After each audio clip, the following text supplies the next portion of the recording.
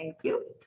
All right, so for a little while this afternoon anyway, we're gonna work in breakout groups just to go back through some of the actuarial requests and to decide whether there are any other, scenarios that you want to put together or any other requests that you'd like to make of the actuaries. And before we get started on that, I just want to say that I'm really pleasantly pleased with the scope of the scenarios that you all ran and the impact that they have on the unfunded liability and growth in the ADEC, because I know that you guys were really creative about putting together a number of different scenarios, and I wasn't sitting in your group when you developed these, so I hadn't appreciated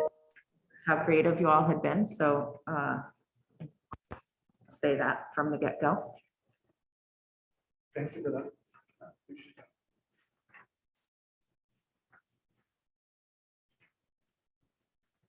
So one thing I've been wrestling with since we ran these since before the data came back was when we had the discussion last small groups about employee contributions, we broke it down into three groups, and the middle group encompassing 45th percentile of the distribution to the 75th percentile. And as I've sat with that, I think the structure has, our thought process was, there are folks on the page wage scale who have less ability to contribute more.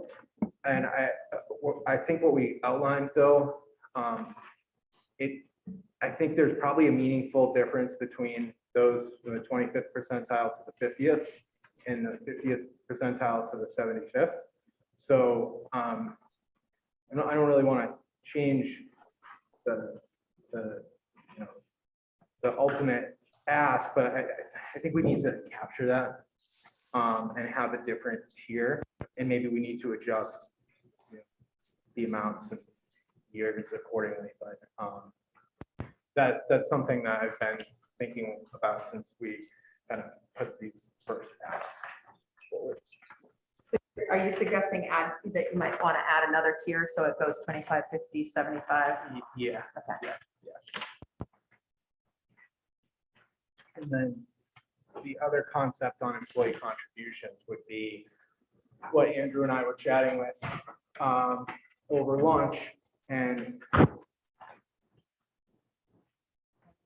so I was just looking at group F versus group C contributions. So group C has 4 different groups, less than 25%, 25 to 49, 50 to 74 to 75, right? yeah. John, I can't hear you, and I'm in the room with you. Well, why don't you come over here? And No, you're I'm muffled, fine, is what I I'm can't hear saying. the microphone. Oh, okay, I will speak up. So group C has 4 different groups, less than 25%, 25% to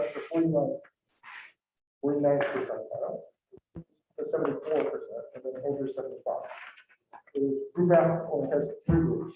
So we think we'll go into the group C structure. Yeah, I think that better reflects our thought process of people at different points in the wage scale having different amounts of really income that they can contribute additionally.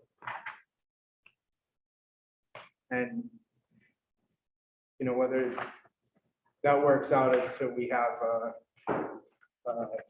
separate step there for an additional year, additional 0.5% additional year.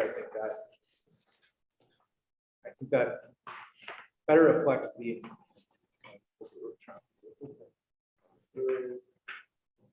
So you're proposing, and correct me if I'm wrong, please, so 0 to 24% stay the same, right?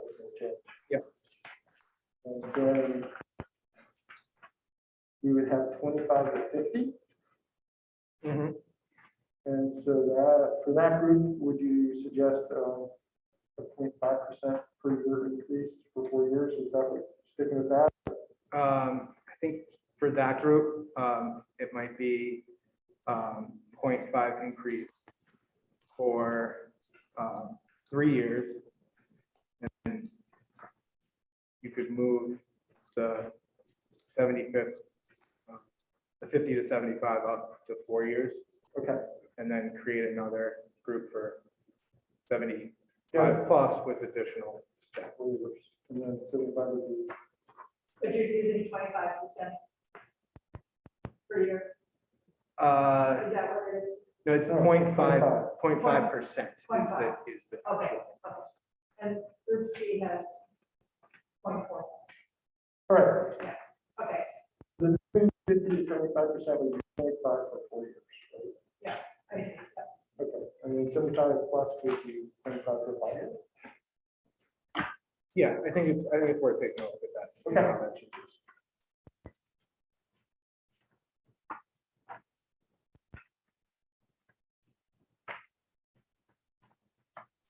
I just want to make sure we're taking notes for the accurate.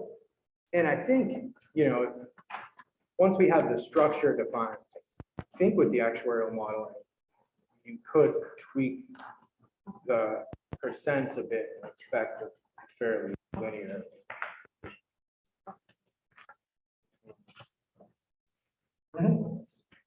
You mean the percent? The salary percentiles, or do you mean The salary percentile. I mean, I'm sorry, not the salary, the increase? the increase. Do we have a scenario run where we just have the same increase across the board? One of the things I worry is that, is it going to get too complicated if we, I'm okay with testing out the progressive nature of it, but at some point, I think it might just be more simplistic to whatever we do to everyone. I just want to make sure we have that number available to us if we get to that point. Trying to think of some of the earlier actuarial work was based on flat percentile percent difference, and I think that went up to 1.35%, but that's just going off of memory. Do you have any thoughts on that, Michael? Well, Corey, is your question more in terms of administrating it from a systems perspective, or? No, honestly, I think in the legislature, when we starting to figure out how much money we're raising and offsetting, I think, people are gonna be calculating and it's just gonna be a tough number. I think the legislature is gonna go, I don't necessarily think the progressivity thing will work out. I think it's going to be, from the numbers I read from the actuary, we're talking a lot higher than what Eric's talking about. I mean, I think people are going to have to go up a minimum of 2% over whatever amount of time it is. But I think that's going to have to be across the board. I don't think anyone's going to be able to pay less in unless we're willing to go to the upper end, paying 3 or 4% more in to get into a significant dollar amount. And I don't know if the legislature is going to push for that or just say, yeah, everyone's going up 0.5 point for the next 4 years each, or 1/4 point for the next 8 years, or 1 point for the next 2 years, whatever it is. I think the bite at the apple is going to have to be bigger than what we've agreed to, or we've been talking about. And I think the progressivity makes that bite even smaller. So it causes the higher bite up at the end. And I don't know. I mean, it's a different fight, but I just want to make sure we have the information available to us when that time comes. So we have run models previously with fixed contribution increases from Can you hear, Corey, can you hear John? Yep. 0.35% to 1.35%. So we have those models in existence.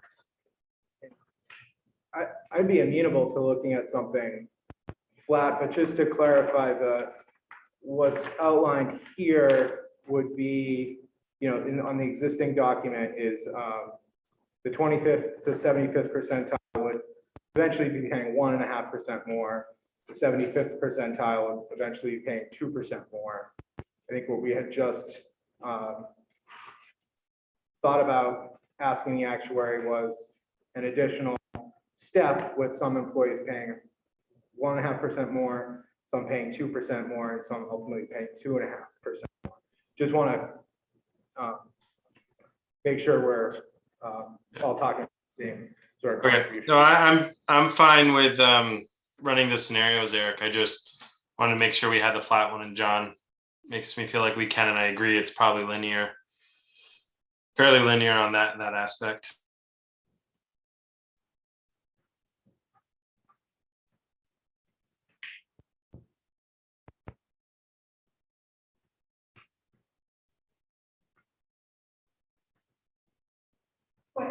Can I ask a question about when we talked about the COLA threshold? Was that, it was at like 24,000 or something? Was there at one point, somebody had brought up having the COLA also be progressive so that at 24,000, you would get the full COLA, and at up to 50, you would get half, and then above 50, you wouldn't get any. That isn't part of this, is it? This is just, okay. Yeah, I think Eric was talking about contribution. Oh, yeah, no. I was just asking about the COLA. I don't think we've gotten to that yet. Oh, we haven't. Okay, I'm sorry. I didn't mean to. Okay, sorry. I'll be quiet here. Sit at my little table. No, it is a big table. Yeah, thank you. As long as I have a cushion, I can reach it. The other element on employee contribution side would be what Andrew and I were talking about at lunch, and that would be, so if you have, an increase for 5 years, beginning in FY23 now, you would say, after fiscal year 28, when, if normal costs increase, or for every 5% increase in normal costs, employee contributions are adjusted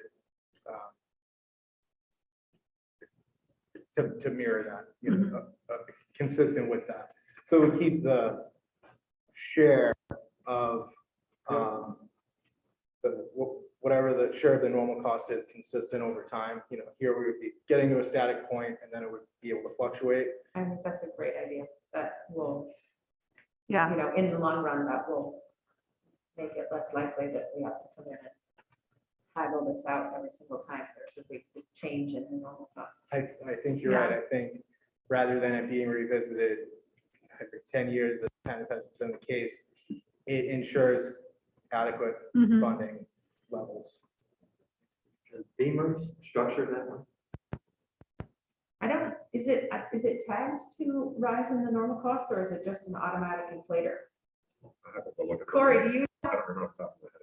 you know if Beamer's is just an automatic inflator, or if it's tied to growth in the normal cost? It's an automatic inflator. It was just a 1/4 point a year for, I don't know if it's done yet or not, but I mean, at that 10.75, at least the part I pay into. like the idea that it's tied to changes, because that feels And safer. Yeah. for Wait, you. I'm sorry, Sarah, are you talking about the COLA or contribution? We're talking about contribution. I was being the- tied to the normal cost. I was the bad one that brought up COLAs, and I shouldn't have. I was way ahead of myself. I didn't. On the Beamers, I think I recall from the memo you circulated, I think it was an inflator for you. 4 Yeah, years, for it's 4 4 years is incremental. I think it was like eighth quarter. Yeah. What triggered it, I guess? No, there was no trigger. It was just, it wasn't tied to anything. It was just, that's what the contribution increases were. Okay, gotcha. They did it in over a 4-year period. They raised it incrementally over 4 years. Gotcha. Okay. I like your idea. of tying it to the- John, are you writing this all down? Thank you. I'm like, is John the one writing this or? Well, I'm taking notes. I mean, that Yeah. was fairly straightforward to capture. Thank you, John. No problem. I mean, just to provide some background, as I talk with members, this is maybe the least unpalatable option. So, trying to figure out how to leverage that while also addressing the, uncertainty in future years. I think there's something to be explored there.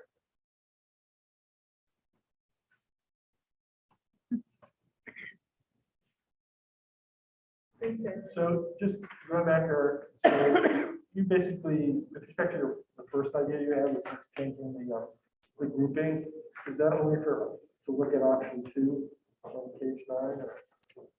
Or to look at option?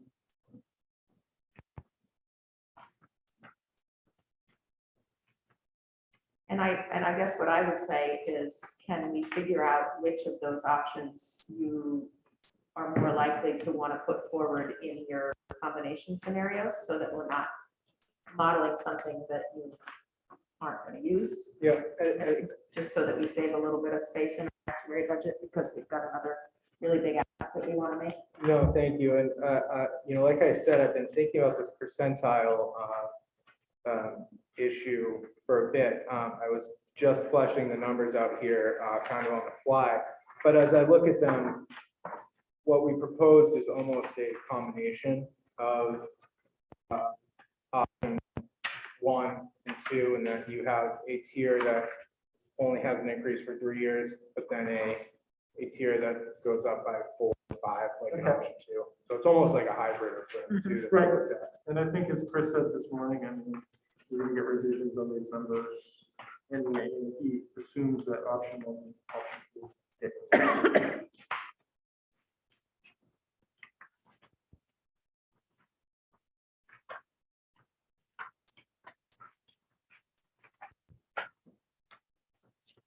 As long as we're on contributions, do we want to take a look at group C? Yeah, I mean, Especially, because I know Leona and Eric, part of the conversation, Dan, that we've had. yeah, I mean, I think for us, just, if I'm listening to what Chris is saying, we're gonna get new numbers on this option 1, which is a straight contribution rate. It sounds like it's pretty much gonna be the exact, or as close to option 2 as basically, from what it sounds like, they're both basically gonna be the exact same thing. That's what the rates, does that make sense? That wrong? No, I think you're right. Let's see new numbers. They're gonna be very close. Well, we don't even have to rerun it to get the new numbers. The new numbers. Yeah. Yeah. Siegel that they're gonna give to us. So I mean, I'm just hearing from, and I can't speak for Eric, but I know from my group, they would rather just see a straight, like Corey was saying, if you just said, we're gonna raise it X% over the next couple of years, that would be, I would see that, just to me, the progressive, if there's a certain amount of 9%, a certain amount of 11%, like the majority of, the way I look at it would be that the entire group would be paying in the 50 to 75% now, which would be close to 10%. I think that captures.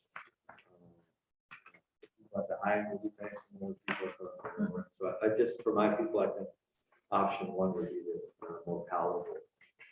And if it gets to the exact same place, that makes more sense. Can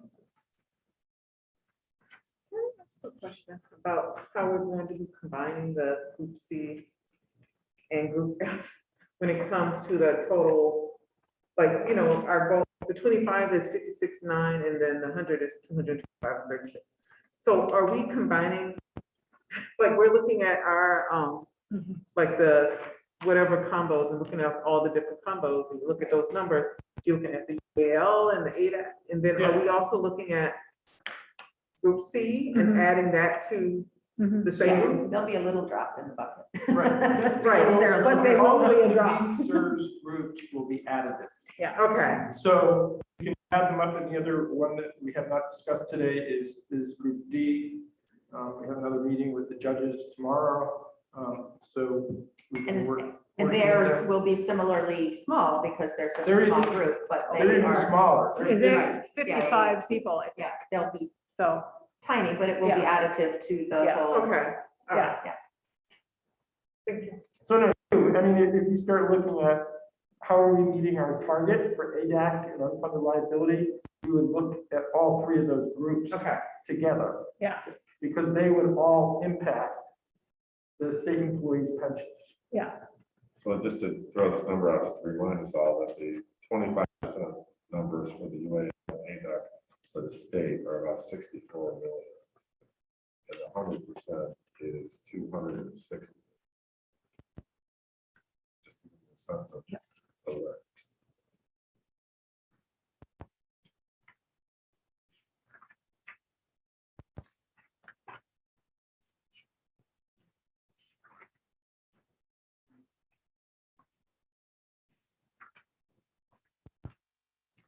One thing that I guess I'll raise here, I had mentioned that, maybe we could adjust the percent. We saw what the numbers look like, but I think one consideration we want to maintain is, or at least be cognizant of, is rate change across groups. And just make sure we're talking about similar increases across groups. I'd say. Oh, you mean between groups F, C, and D? The similar increases? As far as contribution rates go. Yeah, I okay. think that's-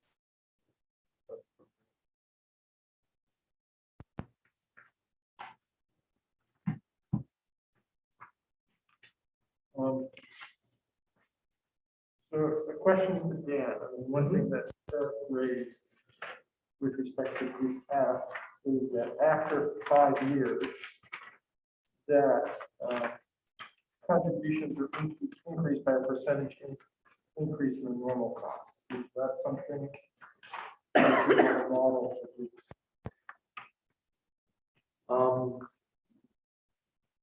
So that would be sort of risk. Yeah, I guess I'm just trying to understand where you're, so how would you, in your mind, how do you picture that work?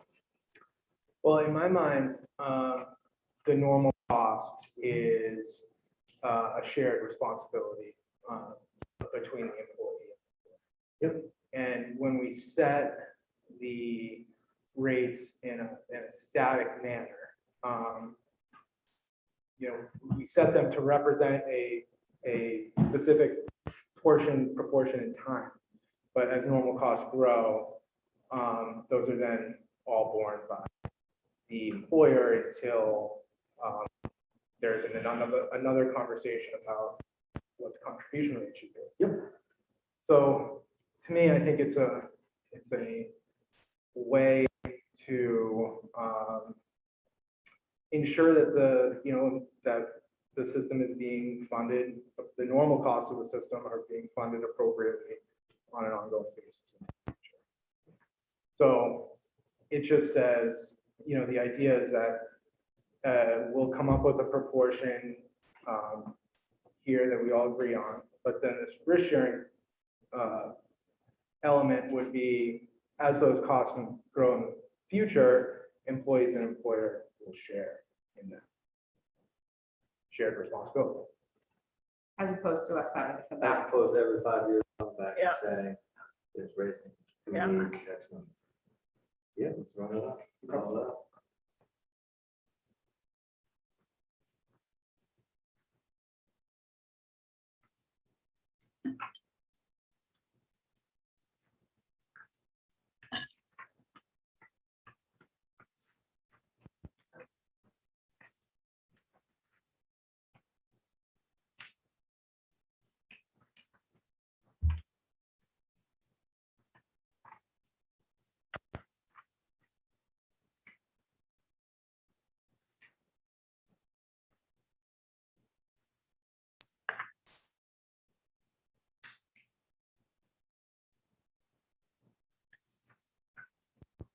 Going in order of the Chris Root presentation, the next stage is around increasing the max benefit cap.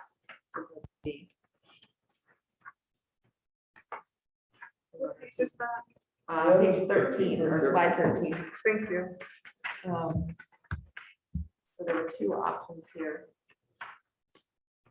that were tested out with specific assumptions. So thank you. You guys get major points for having given some experience. John will get all the credit for that. I just hope you're right. They're gonna start bribing people to make sure that these assumptions are right. No, and I just want to point out, the assumptions are throwing darts at the board. Yes, absolutely. Yeah. And you know, unless we can find some other state pension that has done something similar, where we could actually have, you know, Some experience. some experience. Absolutely. Yeah. I just want to emphasize, we're throwing Well, darts at the yeah. board. I think, and that's kind of what, you know, I don't want to bounce back and forth, but when we talk about, you know, the November 12 memo with longevity and the free, like, I think that's the part that, for those things, it's, you just don't know what's gonna happen, so, I mean, how much can you really say, rely on that number? And, you know, we talked about this. Yes, there are definitely going to be people that will benefit from this. What that number is, I don't know, and how many will take advantage of it, I can't say for sure. But I would guess, just from my experience, that, you know, these numbers would be pretty close if they would go. Like, I would suspect most people would retire at 50, but there are people that need the extra years to get up. You know, they started a little bit later, and they want to get those few extra years. It would definitely benefit them. You know, and some people do stick around, so. Well, I think you guys have done a pretty fair job of putting some reasonable assumptions here. I don't think these assumptions are transferable to somebody who's close to their 60 or 65-year retirement age, because Sure. I think that's a very different equation for somebody to make. But, you know, people who are 50 years old aren't like, I mean, they're probably going to go do something else for a number of years. They're not actually looking at going directly from Group C into full retirement. Sure. And so, I mean, I would push back if we were having this conversation and assuming that this scenario might have a similar uptake for people who are in that, 60 to 65 age range. Yep. I think it's probably reasonable to think that. Yeah, and I, you know, just looking at it, I would say option 2. I'm not, I think, you know, the 1%, I'm not sure it's really, it would, you know, financially for someone to look at that. I'm not sure financially what that would mean to them. You know, I think certainly looking at it from the point of, well, 2%, more people would take advantage of that than the 1%. And the difference between them is not tremendous. It's not dramatic, yeah.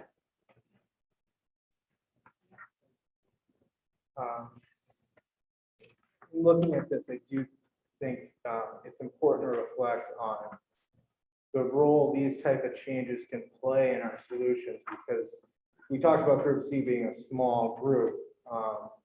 With option 2, you know, $2.3 million of ADEC savings, $15.4 million off the unfunded liability. That's not peanuts, and we're talking about a small group. Yeah. And if you go to the November 12th memo for Group F, that discusses the longevity incentive, where it's constructed as, you know, some sort of bonus that we haven't determined yet. The more conservative option there results in unfunded liability savings of, you know, $30 million and ADEC savings of $3.4 million. So, you know, you're at 50 million, 6 or so from those two tweaks that are, you know, I think are ultimately give employees more options. So I think these can play an important role in our recommendations in achieving those targets. and that was a way of saying, I think we should put assumptions for the group at 1%. Similar to the Similar to group group C. C. And they might have to be different because, group C has such a different age structure. I think we'd have to design those assumptions very differently. But Yeah, more people when they reach retirement age are in group F are ready to retire. More people will go ahead and retire. But there could be some people who take advantage of that. Yeah, I think, Chris was saying earlier that the actuaries, determined that some number of people will continue to work regardless.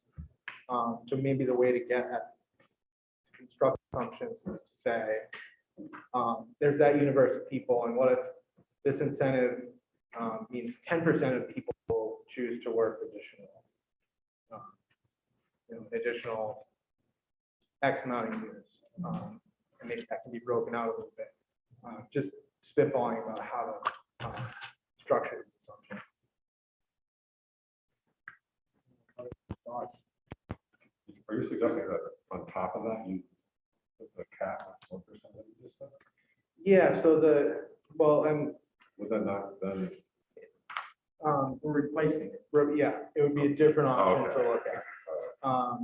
And the way that I read this data run is that for that structure of the incentive, the 1% increase in the cap, it didn't generate any savings because we didn't communicate any changed behavioral assumptions with it. So the idea would be flesh out assumptions to see what those numbers look like in comparison to the longevity incentive, which they were able to cover.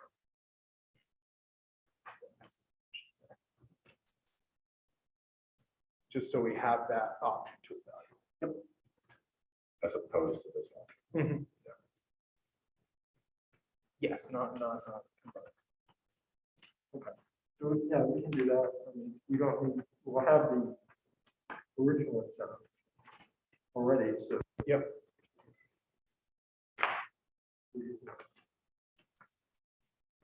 Plug that in if we need. Right.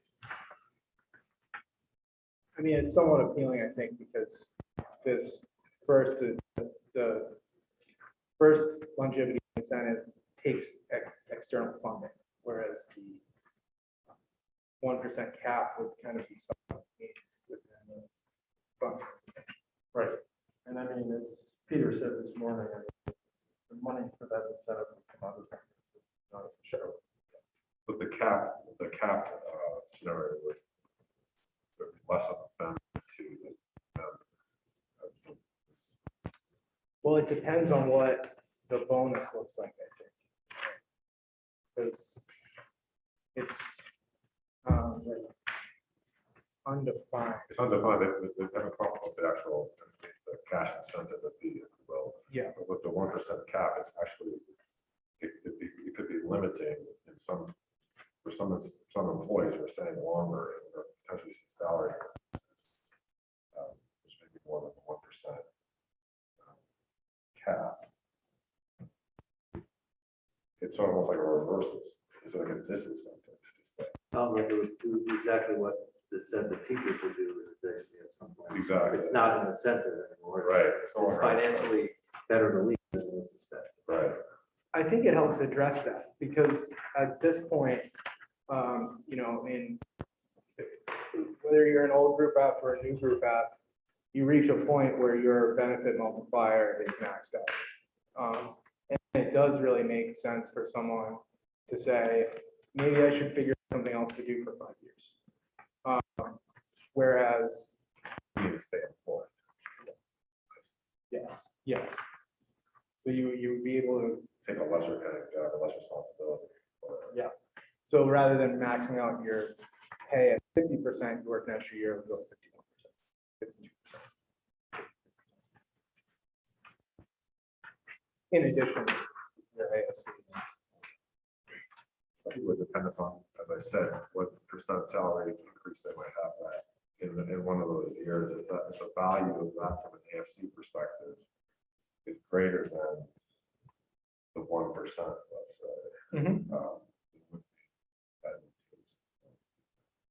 And that's the course into the lower pay.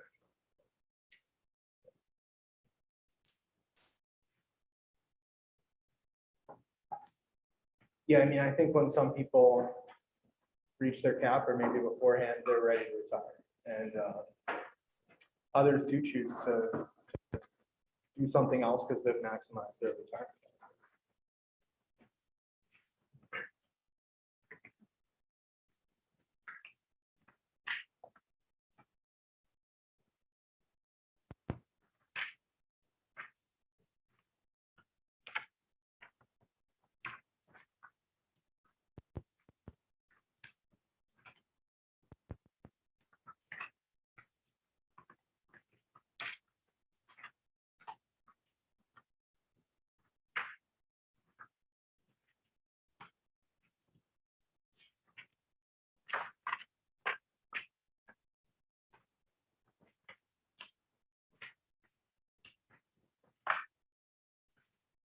So then I guess the next page is page 14.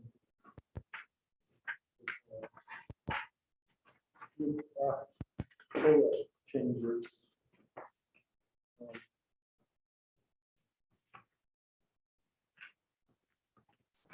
One of the things that Chris pointed out this morning, which I found six, is that we do not run it with behavior changes. Right. And I guess that what made me think of it was it pertaining to group C, but the right place to address it would be fleshing out behavioral changes under options.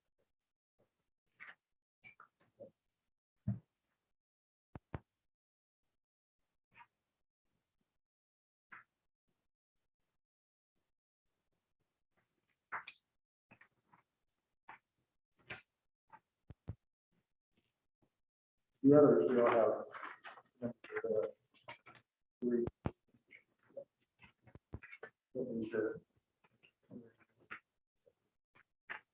Unless folks have other ideas. Yeah.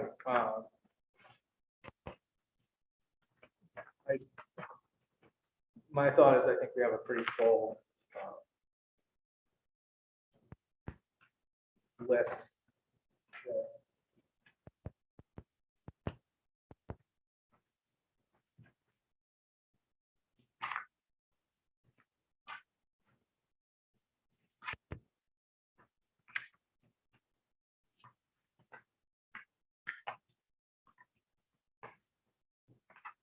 So we just ran those for group F. We want to run them for group C. What's that? Page 14, the different COLA options.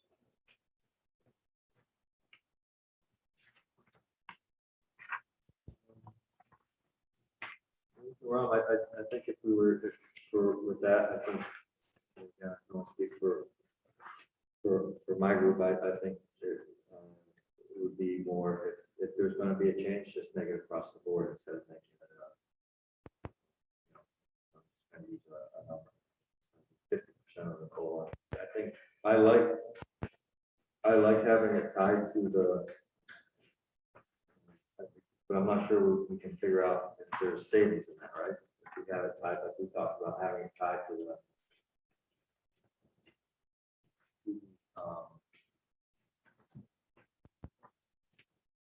the rate of return, right? As long as, as long as our rate of return stays where it is.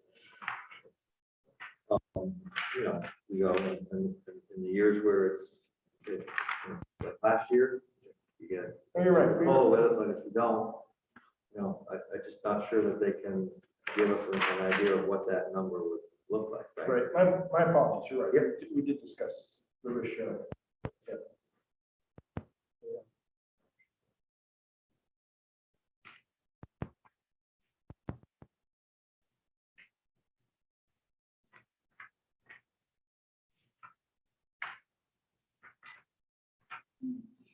It does say here, a savings of what, 14 and an ADEC of 2.1 if you did it. They just- full assumption. From 2.4 to come from that risk sharing to reduce the assumption to 1.75. And that change in assumption results in a UAL saving of 14 and an ADA of 2.9.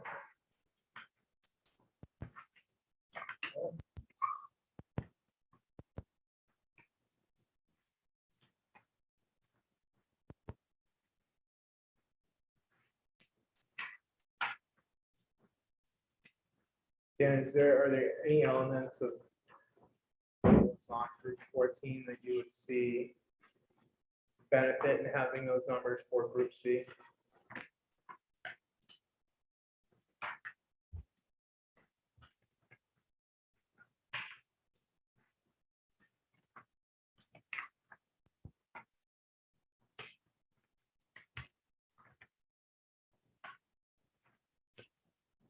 Leaving aside option 6, because that's kind of Yeah. already fleshed out for your group pretty well.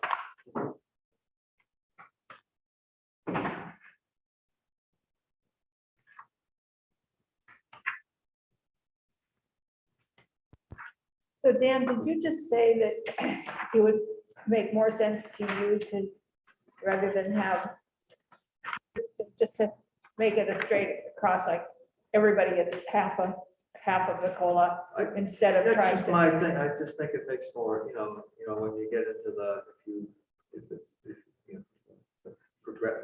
Yeah. I don't want to say it muddies the water, but it's just, to me, it just makes more sense to have something straight across the board. Uh-huh. Okay, that's what I thought you said, but I, And I feel the same way with the contribution, across the board, it makes, this is what it's gonna be. So what we ran for group C was risk sharing for the COLA, so that if the actual investment return is greater than or equal to the assumed return of 7%, they get the status quo COLA. If the investments fall short, the assumed rate or the assumed of the return, the COLA is limited to 1%.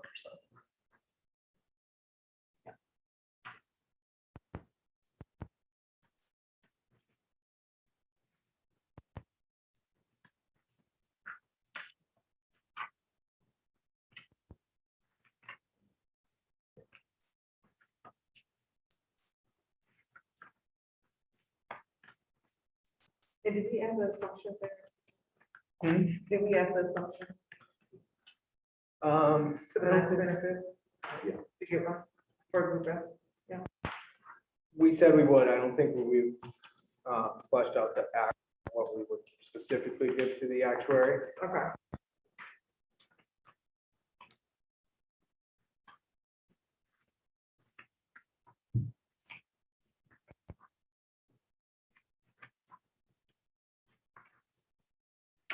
And I thinking about your comment about, to some degree, throwing darts.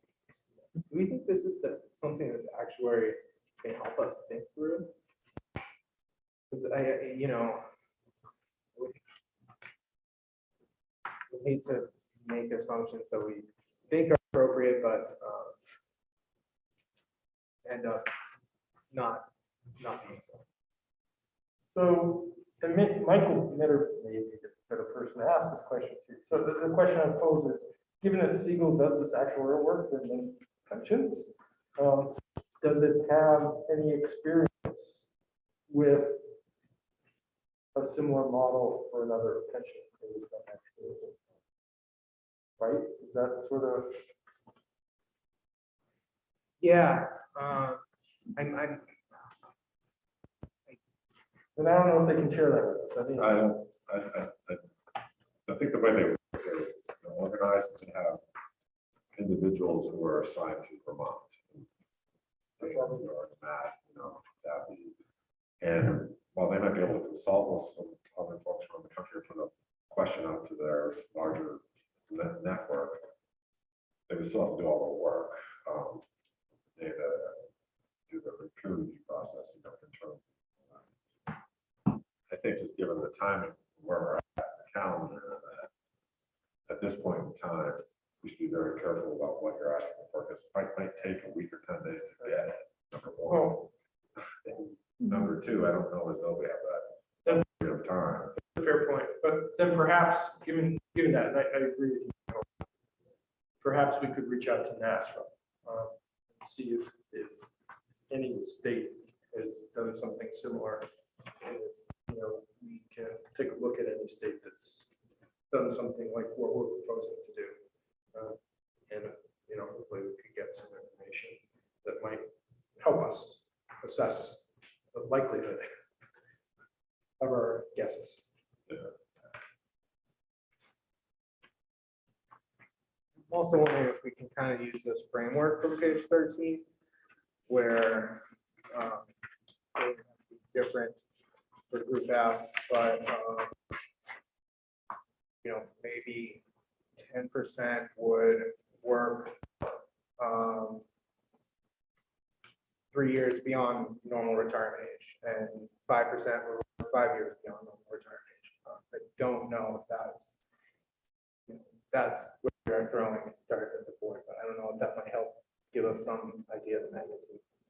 It's just so much easier for like group C, when they, you have that age 50 and blah, blah, blah, Yeah. 55. Right. It's like, oh, okay. But we have people who, But the number of people working beyond normal retirement age would increase by 10%. yeah, And they would work for 3 additional years. Mhm. Okay.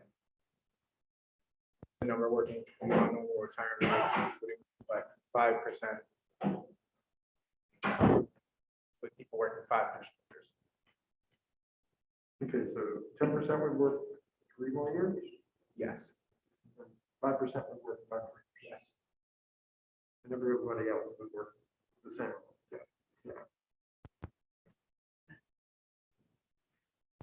magician over there. If you get it right, play a lot of it. Well, I was looking back at, Yeah, maybe you could get a job as an actuary when Yeah, you're exactly. done with this. someone has suggested that. Yeah, probably make more money. I was looking at the assumptions they made on page 4, 100% of people elect the option, 50% of people elect the option. That was kind of more nebulous to me than the framework that was used for group C, so I'm open to any suggestions.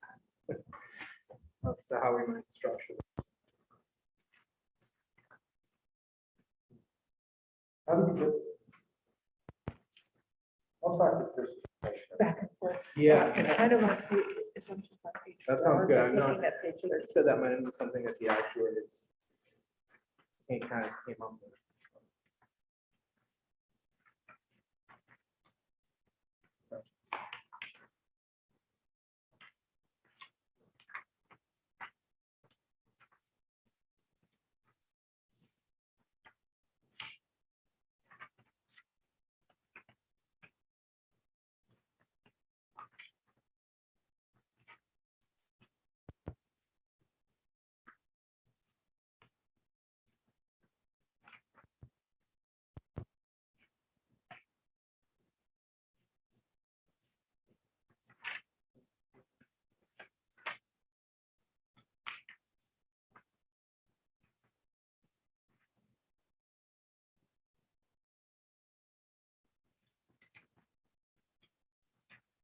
So, one thing we haven't talked about is this, as we run scenarios where we combine these things, it's who we're holding harmless. In 2 of the scenarios, producers, combo high and combo J, you hold harmless people within 5 years of retirement.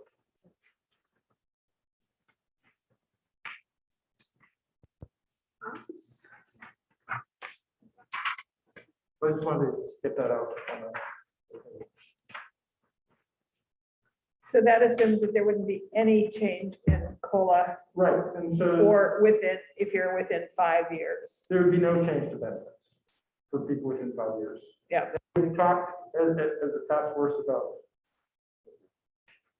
the problematic nature of a 5 cutoff, because if you're at 4 years and 11 months and 53 weeks, Mhm. you're not going to be a happy camper. So, no matter what you choose, there's gonna be an unhappy camper. No, you're absolutely right. So I don't know what you do with that. Are we doing that for KLMN? Is there a reason why that wasn't done for them? Them, oh my God. For that combo, those combos? Am I missing it? Sorry. That's a very good question. Let me ask Chris. Why we only have that option for J. You and I do. See what the difference is. Because everything had the, if it was excluded except for the KL, M and N. Because O and P are reflected in Q and R. Yeah. G and H, and let's look up. Oh, actually, no. Moving forward. Let me just ABs. go, yeah, I'll double check with him, just to make sure we're running all options. All the combos All the combos were just with the putting excluded. in the assumption and not having the assumption. Thank you. Right, and all of the combinations with increased max benefit by 1% for group F are gonna be, reflect that negative, or positive value, I should say, associated with that option right now. Because we have some assumptions on it. Something to keep in mind. So you feel with the assumptions it'll add more actuarial gain, right? Which I would think so. Yeah. I was surprised by, when I first looked at the data, why that was a cost, but it made sense in that we didn't outline how we expected that to change participants' behavior. Okay, So when you take away, when you don't apply any of this to people within 5 years, it dramatically changes the Oh, yeah. numbers. And I guess my question is when,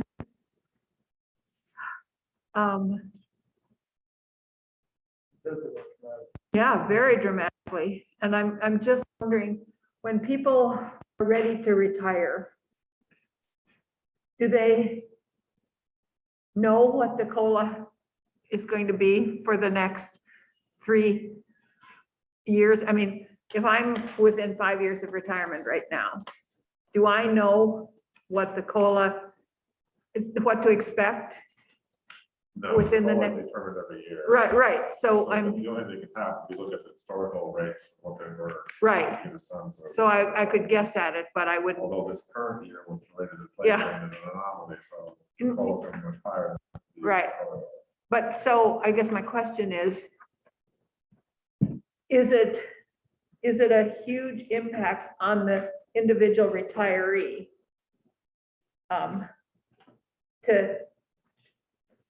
To apply the same COLA to them, or COLA decisions, them, as it is to people who are 6 years from retirement. I mean, what is the impact on the individual retiree? I guess, does that make any sense what I'm trying to get at? I think what it comes down to is you have different groups of people. You have the people who are currently eligible to retire based on their service Mhm. years and their age. Right, They could go long. right, And then there's the people who are not eligible, but they might be next week or next month or 1 year from now, 2 years from now, 3 or 4 or 5. That's Right. all. Or maybe they can have time Or they could buy time. and Right. retire. Right. and a lot of people will do that. The only reason I'm bringing that up, about the applying that exclusion to all of the combos we have, is because people are listening and watching, they're like, oh, you're not gonna apply to all of those scenarios? And I'm out of here, because people have plans, well, I know, I'm not, if someone's in that boat, I'm not sure COLA is gonna be the thing that's gonna make them jump ship, right? Because you don't know what that's gonna be. right, Right, but we have people that, and it's like you can, they model it, But they they say, model- they projected it was 1% COLA, they run it out 25 years of retirement. or they Yeah. have a 2%. Oh, you're saying in that window, like if they No. wanted We're doing to, that now. Yeah. Right. Yeah, I'm trying to figure out, because the difference is close to $100 million. Oh, If you look at the 36 months out. are you looking at combo G and H? I'm looking at E Oh, and, Were you asking if people think coal, like you call out of their tipping point? Is that what you're asking? yeah, if, what we said that we would not make, that we would have minimal impact on people within a certain time from their retirement. Sure. And what I'm trying to get at is, would that be a minimal impact, or would people see that as a huge impact that, because they're not gonna, So let me ask the question a little differently. Okay. The dollar amount that you just saved, the difference of the savings between including them and not including them, would you say that was huge or minimal? the difference here in the two numbers, Yeah, I'd say it's huge. I think that answers your first question. So you think that the I think it- impact on the individual would be I mean, huge? It sort of correlates. If the total impact is huge, it's a significant or huge impact on an individual. And what do we mean by a huge impact on an individual? Everyone's different. think Yeah, from I the know. point, it's like- I'm- But I think people do think it. Well, we understand people, they're very aware of that. That's part of- oh, and we don't have that exclusion on that one yet, right? E and F. We don't have what the exclusion would look. Well, it, Now, I, J are combo D and C. yeah, they do use the increased maximum benefit at 1% also, so Mhm. we don't know what that would be, I'll talk you're to right. Chris about why we ran those numbers on some of those and not on others. And the other thing I just want to throw out there for folks is these combo scenarios are for group F only. Do we want to see if we can put together a research combo? If they at least get to a bottom line where we're looking at both group C and group F changes to see what the total impact on unfunded liability and ADAC are. Oh, I mean, and it may just only be the bottom line. Because right now, when I see this, I only see F combo scenarios and not group C. And given that our target is for both for every group that's within the state employees pension, we want to know what the total ADAC and unfunded liability impacts are. Right, and if we're gonna run that, I would suggest, narrow it to the Yeah, most reasonable combination of scenarios that each group wants to run. would Chris be able to tell us on combo D and combo E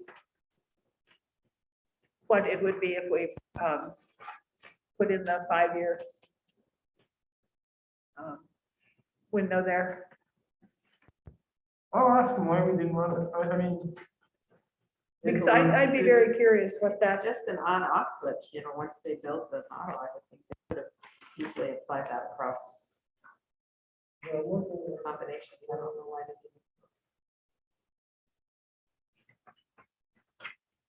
didn't. I mean, I'd almost be interested in it for A and B too. Yeah.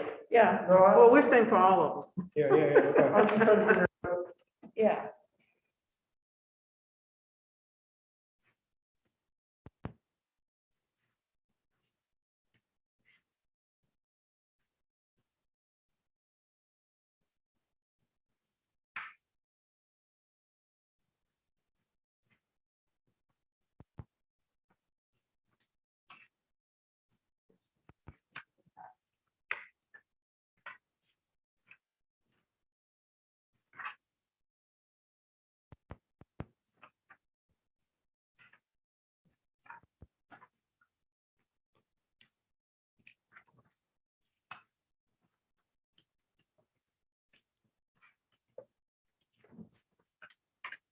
All right. And for ice cream? You have ice cream? I wish. Oh, That's very sad, isn't it? I don't think the cafeteria is open anymore. no, I think they close at 2 usually. But Well, you guys are cooking with gas. well, I know I'm opening sort of a can of worms, but I'm gonna open Okay, it because if we're gonna run these scenarios, we need to do it. That's dealing with the corrections issue piece. So we should talk through some of the details about what Yeah. that ask should necessarily include.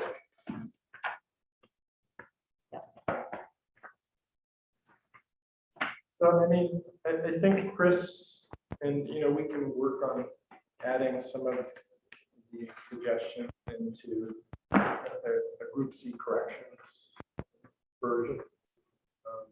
But I think the other thing that we need to discuss is the issue of cross subsidization. And how we would take that into account. Beyond just, because I think the scenarios were, you mean just for that group?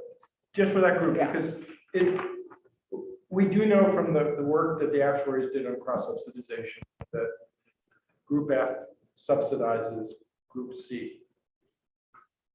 So the scenarios were the Group F Cost centers. Yeah, tiers. not the employees, Right. the So- cost centers, yeah. Just wanted to be, Leona, can I ask you how many people you think there are that would be affected by that? If they moved into group C? Do you have a sense? It's because it's not all of corrections, it's just people in the facilities, right? well, no, it's like, oh my gosh. It would be, so we had, this is a printout of what we were asking for, Oh, okay. running 2 universes. It's like group G, as we're calling, transferring people from, to make it cost neutral. This is what we were looking at. So the only issue I'm raising is to keep it cost neutral, but we need to take into account cross subsidization. Right, because you're taking a sizable chunk of people out of group F who are currently subsidizing the other groups and creating that other group. So, I mean, I don't know how much that, How many I don't know what that dollar amount is, but I think we should ask DOC employees, an analysis of that. Vermont Veterans Home, and how many employees is There that? are 400 correctional officers. I don't have information for, Are you talking about probation parole too? there's 200, 180 to 200. Oh, that's taking a lot of people out. So it's like 700.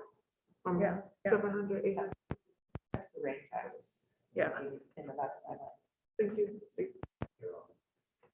So is the ask, what would the employee contribution need to be in order to make that cost neutral? And then would you, the cross subsidization issue, would you still continue to, would you then charge, that's not the right word, the cost center, the corrections more? Yeah. Yeah. Yeah, and so.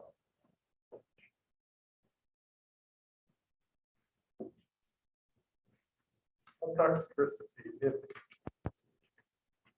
if and how we can do that.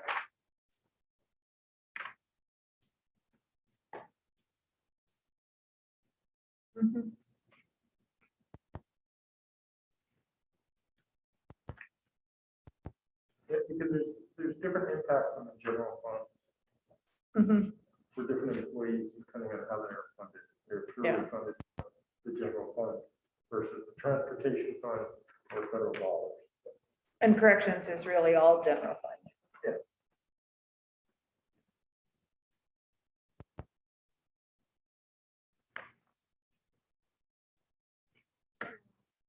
It was just nice getting those Facebook messages really, Leona? I'm like, look, don't yell at me. Don't yell at me. I'll bring it up again. Because it's like, I understand the money crunch, but we, you know, we just want to see the numbers. Yeah. And I'm hoping that, whatever, that money will be there with the other runs will run. Oh my gosh. I need coffee. Okay, yeah. Or ice cream. Well, ice cream dreams have been dashed. Oh, okay. So are you running them? I'm just curious here, are you running, asking for the numbers to be run for the whole 700 or separating out corrections and the psychiatric hospital? I think he said it was 25, didn't he, Chris? Didn't he say 25? This morning? Oh, for the cost to do the run, Mhm. yeah. Said it was 25,000. Yeah, no, I was asking if, to see what it would, what would be needed. Does it make sense to separate the psychiatric hospital employees from the corrections Yeah, we employees? did. Or, oh, he did already? Yep. Oh, The both two sorry. universes. Oh, okay, all right, great. Did you check in with our friends across the hall? Know that we're winding down.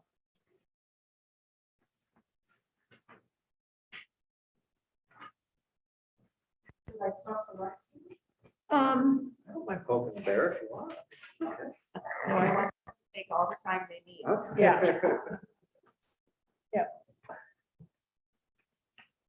If you think they could use your help, you're welcome to go over and help them, since you seem to have done a good job on your homework assignments. Yeah.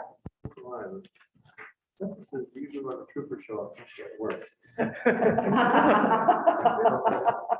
Yeah, but you're out of uniform.